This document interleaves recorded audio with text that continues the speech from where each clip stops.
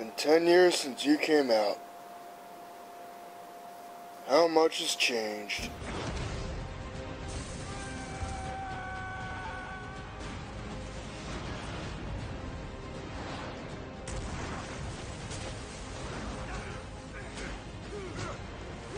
You think you can threaten my mother?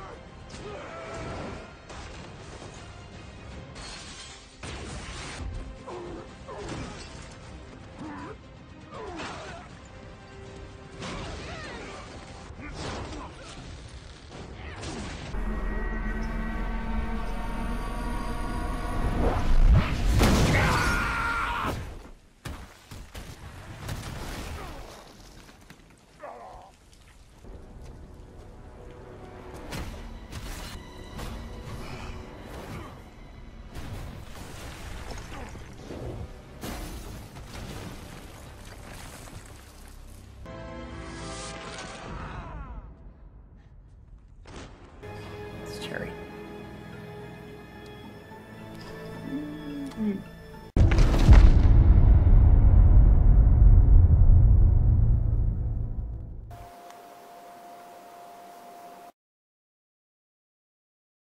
Therein lies the question.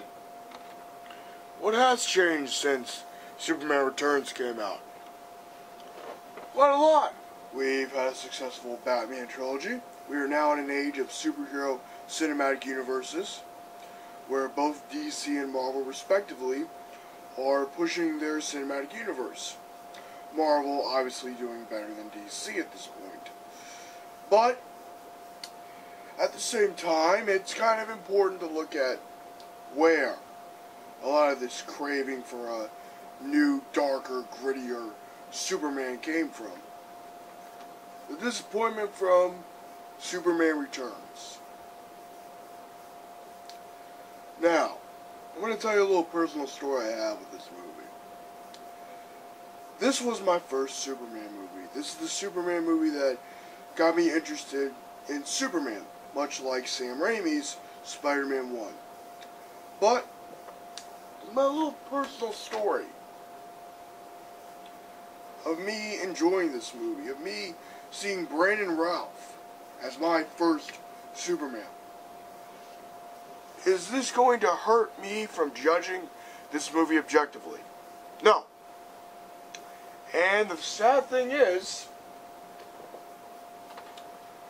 rewatching this movie after 3 years, you know what's depressing? This is actually a pretty great Superman movie. I know. What, you're like, what, Darth? Are you fucking crazy? Superman Returns, you just called Superman Returns great. What the fuck? Let me dive into why it's great. What many of you probably think of when you think of Superman today is this. Next time they shine your light in the sky, don't go to it. The bat is dead. Bury it. Consider this mercy. And this.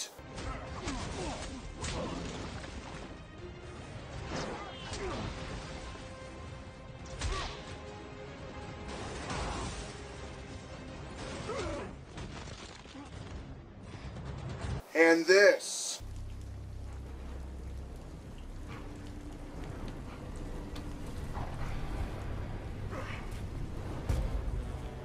Stay down! If I wanted it, you'd be dead already.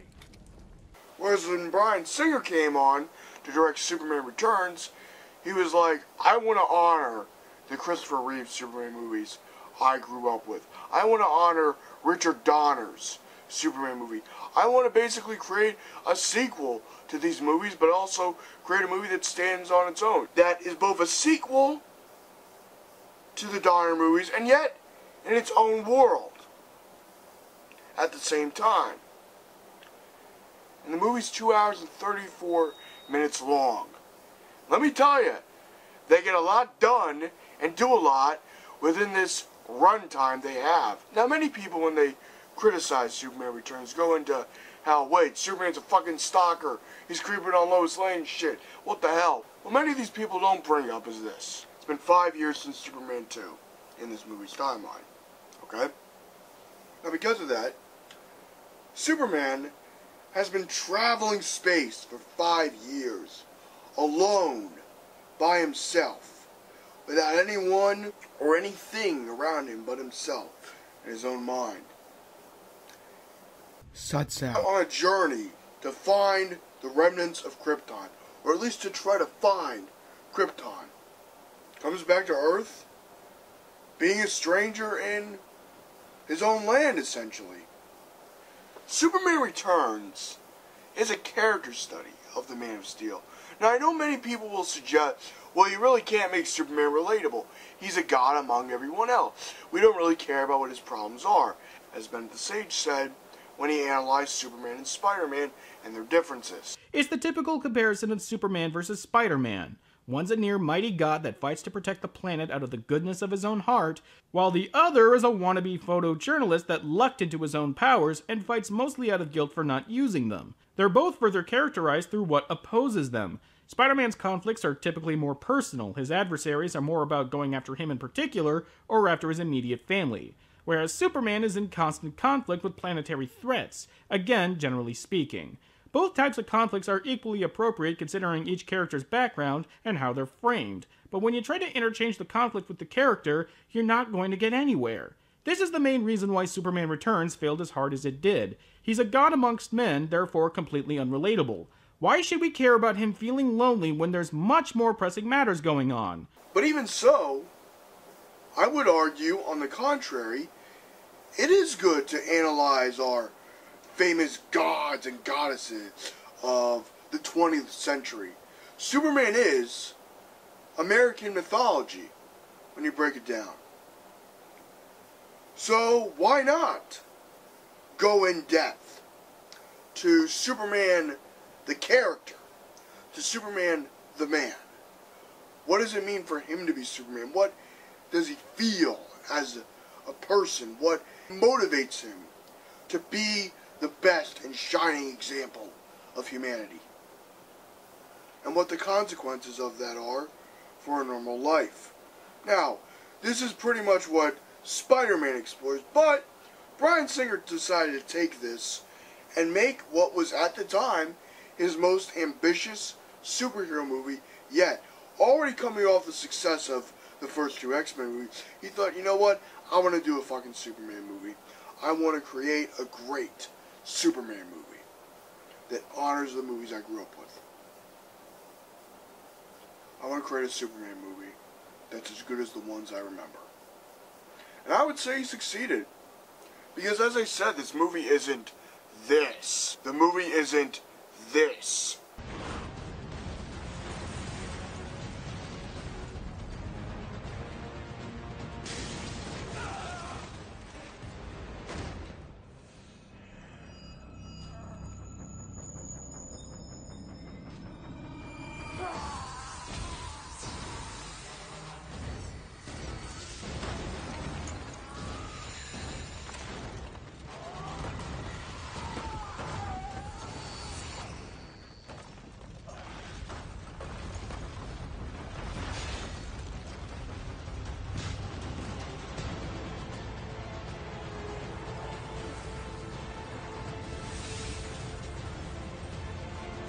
The movie's more like this.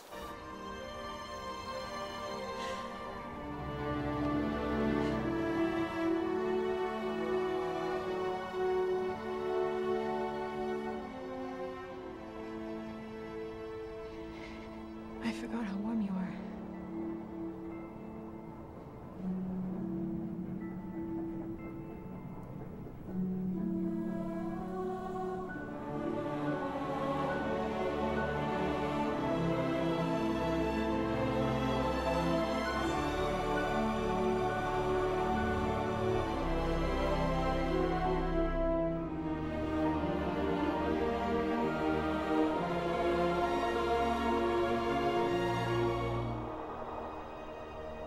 Notice how the tone of this movie is very slow, very atmospheric. The movie has such an ambiance and beauty to it, where it puts you in this old type world with a modern twist on it, and really gives you this feeling of hope and optimism.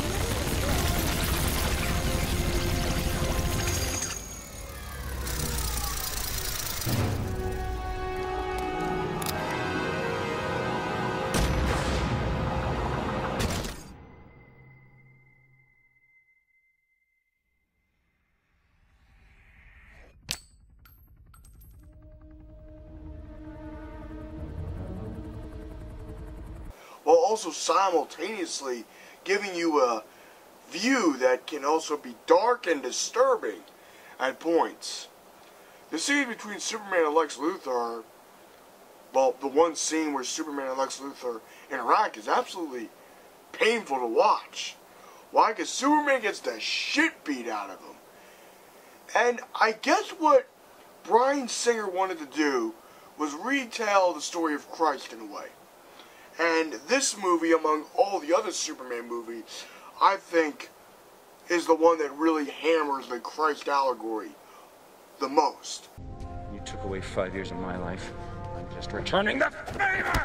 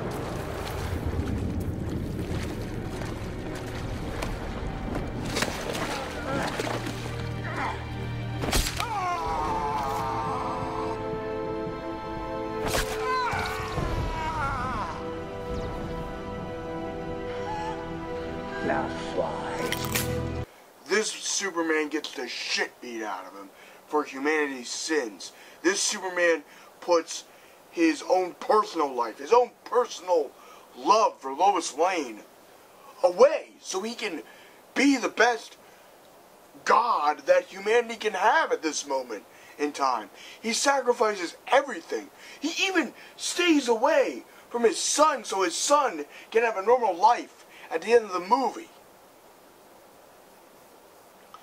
And yet, Brandon Routh does such a good job with Superman. He gives you the Christopher Reeve-esque vibe. Now, I did watch the behind the scenes to this, and how Bryan Singer thought of this was very, very carefully. He was very careful and observant about what type of tone, what type of feeling, what type of actor he wanted for Superman. And I guess what this movie is, as I said, it's not supposed to be a superhero action adventure thrill. The movie does have some thrilling, great scenes.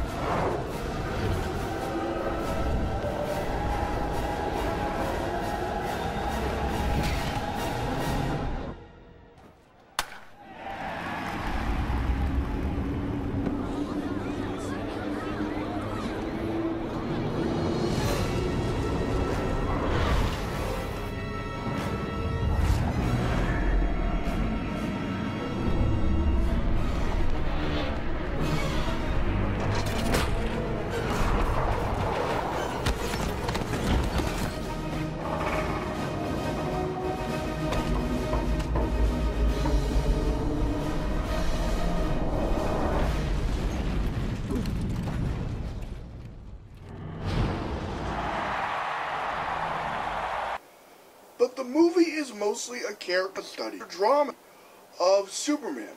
Much like the Nolan Batman movies that were being made during this time period, this was an era where they thought, our superheroes are more than just our power fantasies. Our superheroes can mean more.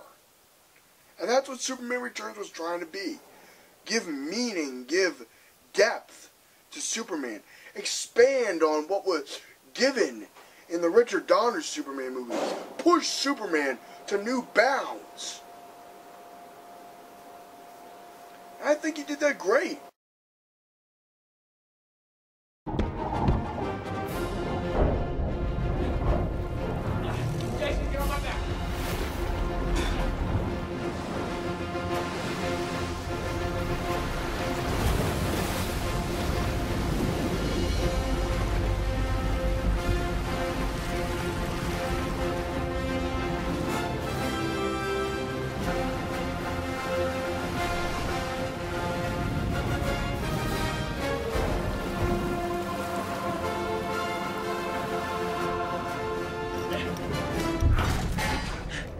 Give me your hand.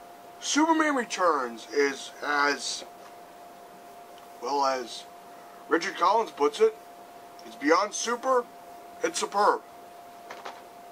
I believe that. For the longest time, I didn't really grasp how great a movie Superman Returns was. I thought, oh, it's a slow-paced movie. Oh, there's so many dramatic scenes. Oh, it's so slow-paced. Probably because I was listening too much of the damn internet vibe behind this movie, rather than just looking at this movie for myself. The movie isn't supposed to be a fast-paced film. It's supposed to be slow and somber. It's supposed to be the Superman movie that makes you think. The Superman movie that gives you the respect that this character deserves. And I think, frankly, Bryan Singer succeeded where Zack Snyder failed with Batman vs. Superman. 10 years later, and Superman Returns is the superior film, as opposed to Man of Steel and Batman v Superman. Now, I do like Man of Steel, but after rewatching this movie, I have to conclude that Superman Returns is the superior Superman movie. Overall, in terms of tone, in terms of characterization, in terms of what Superman represents in this film, it's a better Superman movie. And I'm going to give the movie an 8 out of 10. The same rating as I did with Man of Steel. But, allow me to preference this. The reason it gets an 8 out of 10 is because, well, there's a scene with Lois Lane where she takes her kid on board Lex Luthor's yacht. And it's pretty stupid. Buy Superman Returns, or hey, to those of you that really feel that Superman Returns is a slow-paced, boring movie, give it a chance. Look, I cried 3 times during this fucking movie. I didn't expect to cry during this movie. I'm like, okay, I'll give it another chance. I'm in the mood to watch it. But after rewatching this movie, I'm like, oh my god. This was really a brilliant Superman movie. Bryan Singer, you did a great job. You really know your heroes. I'm Darthbriboy. Live long and prosper. Give this movie another chance. Maybe you won't be disappointed this time. Until then, I'll see you in the next review or political rant or whatever video I post next time.